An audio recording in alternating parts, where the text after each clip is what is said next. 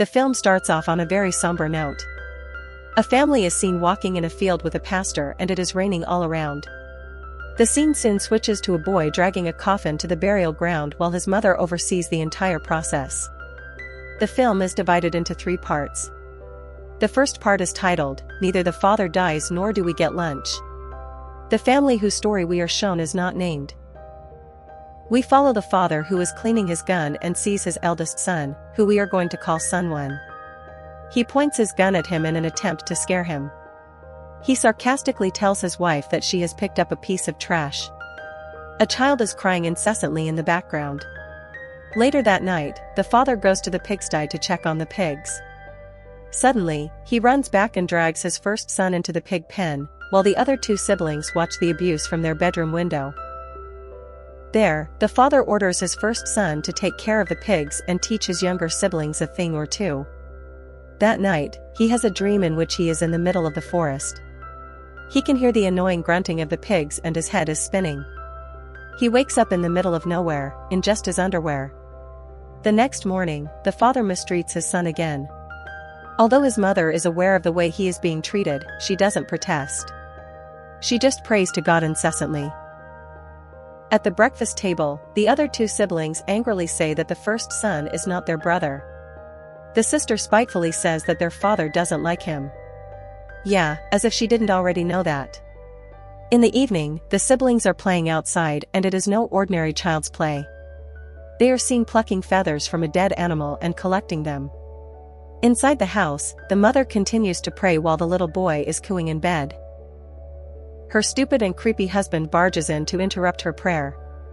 When he says there is no Lord, she sternly tells him to leave. The whole family is restless and things are getting worse. The mother goes to church where the pastor preaches that the town is ruled by the devil. He is the one who is destroying their crops and he must be stopped by not resorting to immorality and hatred. After the prayer meeting, when the others leave, the mother stays in the church.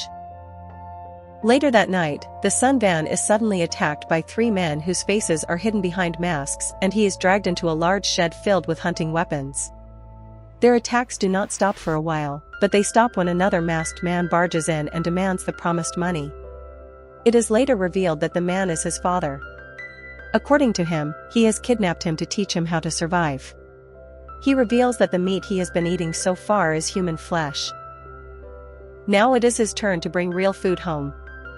He brings a boy who is tied to a chair. His face is again hidden by a mask. The father forces Son 1 to kill him. He concludes that the boy whose mouth is shut is stealing the crops, and thus calls him the devil. He takes out a knife with which he used to kill people every day and bring their flesh and eat good food. When the boy's face is revealed, he turns out to be Son 1's friend. Somewhere in the darkness, the 3 children divide the money among themselves. We see the other 2 siblings with another girl. When the siblings leave, the girl returns and sees the father forcefully inciting Son 1 to stab the bound boy. He brings the 2 boys together and forces him to hold the knife, and eventually stabs the boy as Son 1 sobs. After this experience, the father makes a cross on his forehead with blood, taking the name of the Lord. He returns home and tells his wife that he has baptized their son. His wife goes completely mad and hits her husband repeatedly, screaming that she hates him. Her husband enjoys that anger. Later, she prays to God repeatedly to ask for forgiveness. That night, the son has strange dreams about pigs and his traumatized father. He wakes up with a fever. While his mother tries to lower his temperature, the siblings look at them in disgust. The next day, the mother finally has enough. She takes the siblings to the church and begs the pastor to take them away from their father. Time is running out. The pastor accepts the request and does as he is told. Back home, the mother gets even more mad. She tells the son that he has sinned and angered God.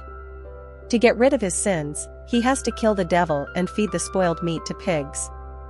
On his protest, she forces him to follow her order for salvation. That night, her husband returns home drunk. When the wife brings food for him, he drunkenly asks her to come to him. She asks him to first thank God for the meal, to which he arrogantly retorts that the only God in the house is him. Look, Satan. On cue, the son stabs her brutally from behind.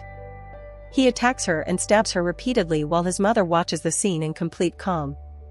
Together, the mother and son drag the corpse away. The next day, they perform the last rites of the father, which connects it to the first scene of the film. Soon after his return, his mother curses him for not bringing home food and calls him useless. She repeatedly mentions her attempts to help him, but to no avail. In his sleep, he has disturbing visions of chopped meat and people wearing meat masks. He wakes up in a jolt and goes to his mother. His mother is having breakfast and, of course, is still complaining about him. When he goes to take the plate, she scolds him and says there is no food for her. She continues to complain about the meat she is eating and says she can't eat it anymore. Later, the son is eating his mother's leftovers when his mother comes to remind him that he is worthless and will pay for his sins. He then goes to a prostitute he used to visit. When he asks her the number of men she has slept with, she angers him. She shouts at him in apparent anger and he leaves. While leaving, she asks him if he is going home to sleep with his mother. That day, he murders a man and brings his meat to his mother. At the dinner table, his mother seems to be in a good mood and thanks God for the food. She keeps talking and lashes out at him when he interrupts her. She also says she knows the woman he was meeting, calls her Mary Magdalene, and asks him to bring her over. Later that night, he has his nightmare again.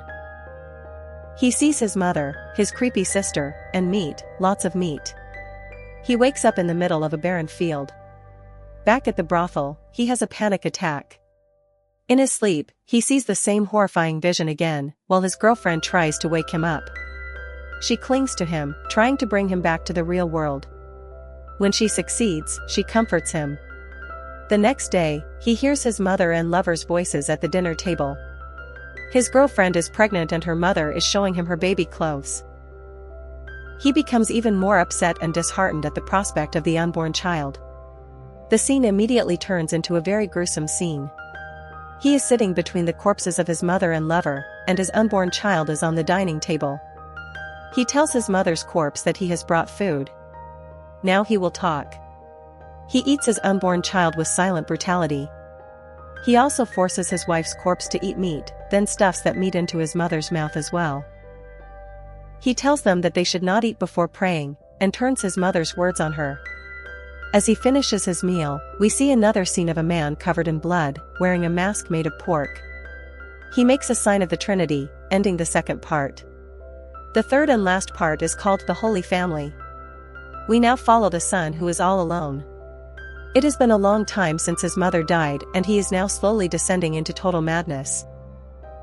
He is a killer who collects the flesh of his victims for a pleasant meal at home. He stalks people in search of his ideal victim. Thus, he finds the real food that his father always spoke of. Eventually he becomes his father, the devil. At night, he sleeps with his mother's rotting corpse and tells her the events of his day. He kisses her rotting corpse to prove that he still loves her. It is his and his mother's corpse against the world. His house is infested with insects and bugs. Amidst the rot and stench of death, he cooks food for himself and his supposed sweetheart, to whom he tells how difficult it is to find real food. He goes even further and spouts nonsense that true love doesn't exist anymore, thus even being intoxicated in the name of the Lord. But according to him, their love is not like that. Their love is true and real.